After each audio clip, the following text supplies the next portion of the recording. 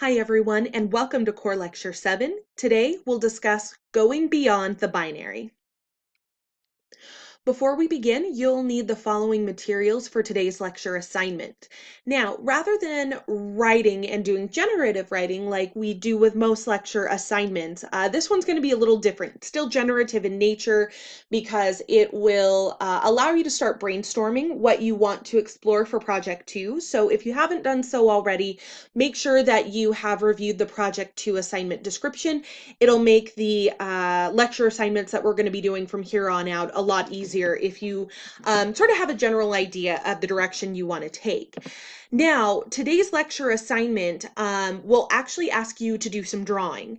Now, you can either do it digitally, as I'm going to demonstrate later on in this lecture, and you can use programs like Word, InDesign, Paint, Publisher, really whatever you have available on your device. Or if you prefer to just sketch things out with like a pen and paper, you're certainly welcome to do that as well. Just keep in mind that if you do decide to, draw something out in your notebook, that you'll need to be able to either take a picture of it or scan it so that way you can include it in your weekly homework submission. So do keep that in mind. Whatever way you ultimately decide to go is up to you, and whatever is going to be best for you in generating ideas and sort of brainstorming approaches for what you're interested in writing for Project 2. But just remember, whatever way you go, just you have to be able to include it in your weekly homework assignment submission. Okay, the purpose and goals for today's lecture are as follows. We'll understand the presence of binary thinking and what exactly binary thinking means. We'll also examine the influence of binary thinking and explore the existence of a spectrum of perspectives. So how do we go beyond those the binaries that we see? Okay, so first, let's talk about what this term binary means and why we're talking about it and what the importance is. So, in a sort of foundational study conducted by the Pew Research Center, back in 2014, they started examining how polarized the United States and how polarized American culture had become. And they ended up finding, starting back in 2014, that within the last 10, 15 years, we started seeing much more polarized discourse within American public life. And they've done some more recent follow-up studies to examine, perhaps how those results have changed. And the follow-up studies still indicate that we are living in a very polarized kind of rhetorical situation. Now, what does that mean, polarized? And why are we talking about it as it relates to binary?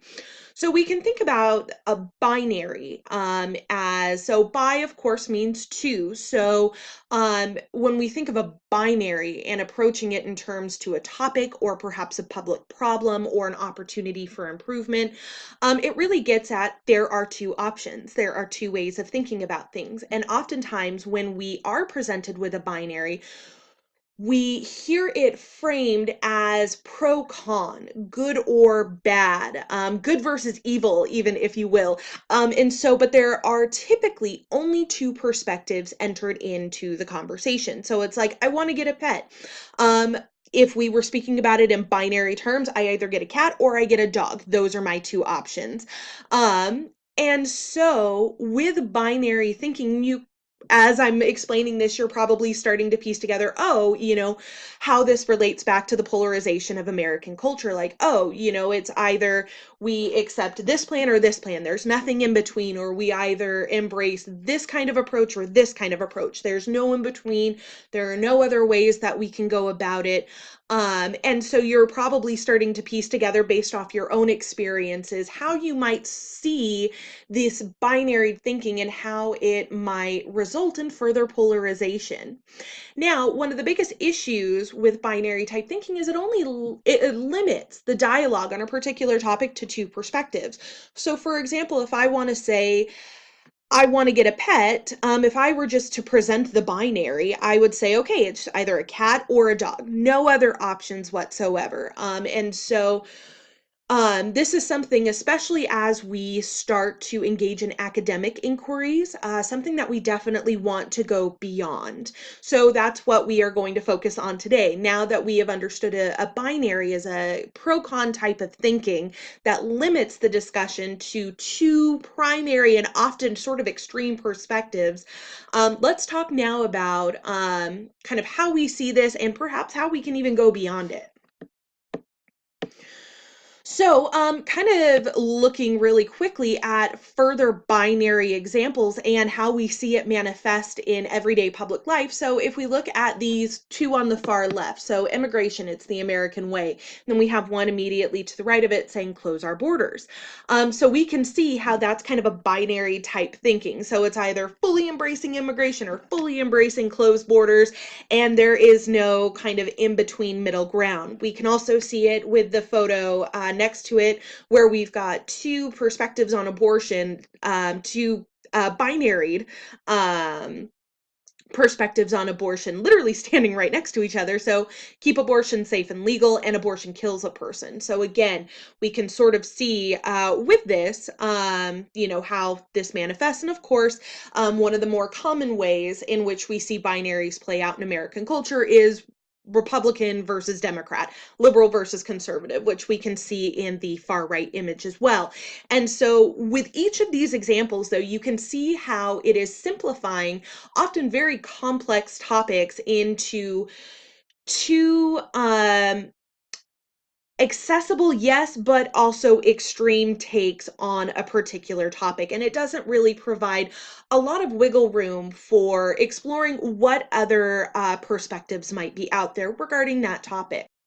Now, as we go through and we start to think about what we want to write on for Project 2, the topic that we're interested in, the problem that we want to explore, and the solutions that are associated with that problem that we're interested in, the first thing that we'll want to do is we want to unearth the binary. We want to understand what two extremes are sort of fencing in this topic or fencing in this discussion. Now, it's important to remember that there's going to be a good and bad perspective regardless of what topic you look at. And oftentimes that good bad dynamic is going to be shaped by the perspective that you're reading, and how they view other positions in relation to their own. So it's imperative, yes, to understand the binary extremes, because remember that oftentimes these binaries, these two, are going to serve as sort of the fence for the solutions or the perspectives regarding that topic. So if we go back here, we can see, open borders versus closed borders. They're very much opposite sides of the spectrum. They're very much opposite each other and do represent sort of the binary extremes regarding this topic. So either everyone comes in or no one's allowed in kind of ideas. But so we understand those as the extreme. And so once we understand, okay, what is sort of fencing in our conversation here, then we can start to create a spectrum of other existing perspectives. So we can say, okay, if we don't accept, the extremes of open border versus closed border, what are some other solutions that perhaps exist within those extremes? How can we sort of take a little from one side and a little from the other to perhaps get a third perspective, or a fourth, or a fifth, or so on and so on? So, when we understand the binary, as we unearth it and we begin to understand it, we want to, like I said, first define the extremes of the binary. So, again, like I said, if we look at this, immigration, it's the American way, close our borders. So, those two are very much, again, very opposite ends of the spectrum. Keep abortion safe and legal, abortion kills, Republican versus Democrat, and so on. So we can see, that those very much are the extremes of the binary. So again, those are sort of the end-alls that sort of serve as kind of the bookends for this topic we're looking at. But it's not enough to just name the extremes. It's not enough to just say, okay, this is, this is one end of the spectrum, this is the other. But we want to dig a little deeper to really develop a well-rounded understanding of what exactly informs these extremes. Now, what we want to do then is we want to explore the ideologies or the belief systems driving the extremes. Now, I use the term ideology, but again, it can really be seen as a type of belief system or a lens that someone looks through when perceiving a particular topic. So, for example, so nationalism versus multiculturalism. So, those would be two ideologies that, for example, could inform the extremes with the immigration topic on immigration. Capitalism versus communism. So, if we're thinking more economic policies, so how might those two, again, you can see they're very different per perspective, very different ideologies, and feminism versus masculinism. So again, we can see how different ideologies really can provide the framework for a lot of the perspectives and the solutions that you'll be engaging with in Project 2. So if we look at this example here, so we've got refugees welcome, no one is illegal, right? So we've got this end of the spectrum if we're thinking about refugees. So with that, we could say no one is illegal. Perhaps this is being informed by more multicultural ideologies. So saying no one is illegal, borders are sort of an abstract concept, things of that nature. We're stronger when we don't perceive anyone as being quote unquote illegal. So we can see through at least this very short text how multicultural ideologies might be informing this. Whereas with this, we might say, so this is the opposite end of the spectrum. This is another extreme if we're thinking about refugees. So why put us in danger? No refugees. So by just looking at this front sign here, we might say that on the opposite end of the spectrum for the other extreme, perhaps a nationalist type ideology is informing this perspective. So we say, why put us in danger? Now that implies, as the sign suggests, an us versus them mentality, or a one nation versus others from not this nation kind of setup there. And so you can see how different ideologies are ultimately going to inform the different perspectives and the different solutions that you come across while you're composing Project 2, whatever your topic happens to be. So when we think about seeing the spectrum, so it's first important to remember that to a degree, there is validity to both extremes. So there, as perspectives or perhaps as solutions to problems, they're coming from a certain type of experience. They're coming from a certain type of situation that has allowed those who hold that belief to logically make sense of it. And as we progress throughout this unit, we'll talk about ways for better understanding and engaging in dialogue that allows us to understand those experiences and how they shape different perspectives. But just to sort of get us started, I do want to say it's important to recognize, again, to varying degrees, that there is validity to both extremes. Um, and so as you go through, though, you want to go beyond that to say it's important to consider other perspectives in the discussion. So yes, going back to our earlier example here, no one is illegal versus why put us in danger. So what might some middle ground be? What might be sort of a middle common ground between the two? And that's what we're going to work on here in just a moment. In order to do that, you want to brainstorm alternatives with consideration to both binary extremes. So, I mean, it doesn't have to be, a perspective that lays smack dab in the middle. Maybe we identify a perspective that's closer to this end, so no one is illegal, more to the multicultural perspective, but also has some underlying why put us in danger, sort of more nationalist type ideologies informing it. So, again, you don't have to find something that's right dead in the center. You certainly can if, you are able to locate that kind of a perspective. But remember, when we think of spectrum, it really can fall anywhere on that line between the extremes. Now, after you've brainstormed the alternative perspectives and we've started to develop that spectrum, it's important to think critically and say, okay, well, what do these alternative perspectives offer that the binary extremes don't? So maybe what you say is, if we are finding, let's say, a middle ground between these two, we could say something to the effect of, okay, well, yes, let's accept refugees, but we'll put a time limit on it before we require them to apply for citizenship or something along those lines. So perhaps that's an alternative that we identify. So allowing refugees to come, saying, hey, you can stay here for 2 years, but then after that, you'll have to look into applying for some kind of citizenship.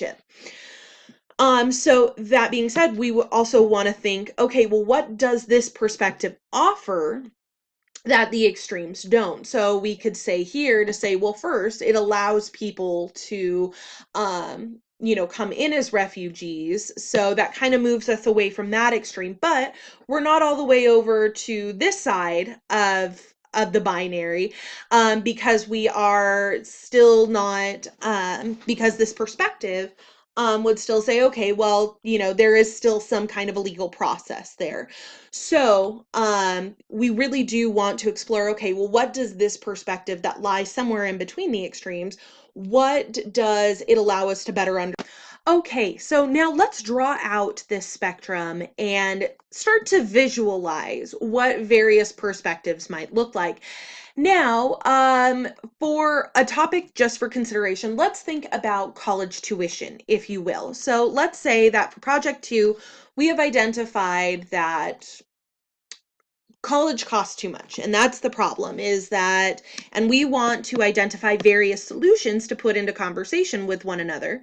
So on one end, so we've got our line drawn here, but then of course we've got these two notches here and here on both ends of the line, and those are going to represent our extremes, remember, because they're sort of going to fence in the other perspectives that we develop.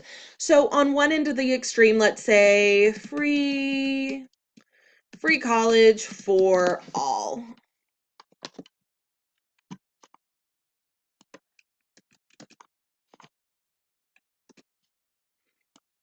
Okay, so we've got one end there. And I'm just going to copy and paste this, stick this one over here. And then let's say right now, say on the opposite end, everyone must pay for college on their own. Okay. So you can see how we've got two very different sides of the spectrum here. So one side is saying, free college for all. It shouldn't cost a student anything to go or to attend.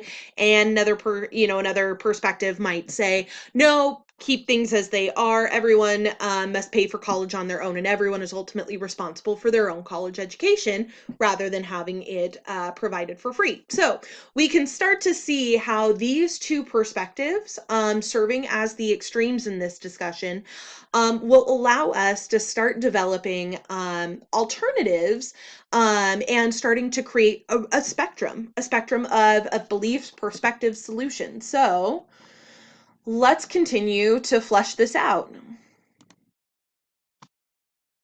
All right, so cool. So let's say that let's start over here. So yes, everyone must pay for college on their own, but let's put a notch here and say,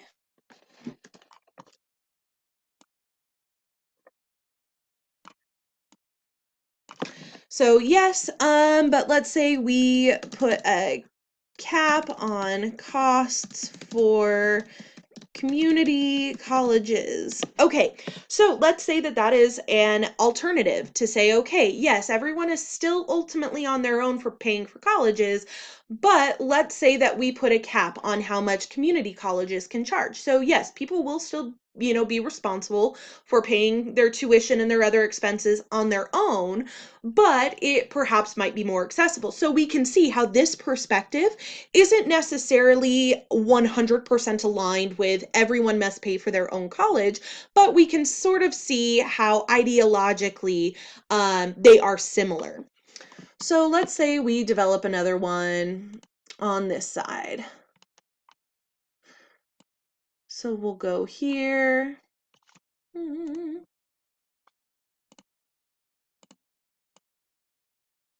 Okay. Okay, so this is our next notch in the spectrum. So let's say, okay, maybe not absolute free college for all, but let's say that state-run institutions must provide free tuition for in-state residents. Okay, so again, we can see here how this isn't exactly this perspective. State-run institutions, so like Dixie State, Utah State, the University of Utah, SUU, basically everyone but BYU and Westminster, because they're private institutions, would have to provide free tuition for all in-state residents. So we can see this as a perspective, or as a solution, putting it in the language of Project 2, it isn't exactly 100% aligned with free college for all, but has some similarities. But we can sort of see how it's starting to edge over to the everyone must pay for their own college side of the spectrum. So it's saying, okay, if you decide to go to school in another state, so if you're coming from Colorado, California, Nevada, and you decide to go to school in Utah and decide to go to a state-run institution, then you will not be eligible for this free tuition. So we can again start to see how we can develop various perspectives just from those two extremes, those binaried topics or those binaried perspectives that we often are confronted with in today's discourse. So this is ultimately what I would like you to do for your lecture assignment. So what I'd like you to do is I'd like you to identify a problem you're interested in exploring for Project 2. Now, from the Project 2 assignment description, remember, this can be broad. You don't have to really narrow this down quite yet. Rather, the purpose of Project 2 is to get a well-rounded understanding of a topic that you're interested in that you'll later use to inform how you approach Projects 3 and 4. So do keep that in mind. You don't have to be really super specific this time around. You can keep it as broad as you would like. Now, what I want you to do is based on your current knowledge of the topic or the problem that you're interested in writing on, I want you to create a spectrum of solutions to that problem. Now, of course, you can do a little bit of research, but really this is just sort of an opportunity for you to say, what do I know about this topic? What do I know about the different solutions that are being offered in response to the problem I'm interested in exploring more on? So you can do a little bit of research, but really what I want you to try and do is kind of a personal inventory on your understanding of the problem as it currently exists and the solutions that have been suggested for approaching that problem. Now, some requirements. Your spectrum should include the two extremes. So again, what are the bookends of your perspectives? And an additional 2 to 3 perspectives that fall somewhere between those two extremes. So much like the example that we drew up with free college tuition. Okay, so what I'm going to ask that you do is include the Core Lecture 7 summary and assignment in your week 4 homework submission. So make sure that you have all of this content included, the summary and lecture assignments for Core Lecture 7, 8, and 9, and a mini lecture of your choice. And those are going to be due to Canvas by 11:59 p.m. on Sunday, February 3rd. So if you have any questions or if you would like to discuss any of these concepts in greater detail, please feel free to message me via Canvas's direct messaging system. All right, everyone, until next time.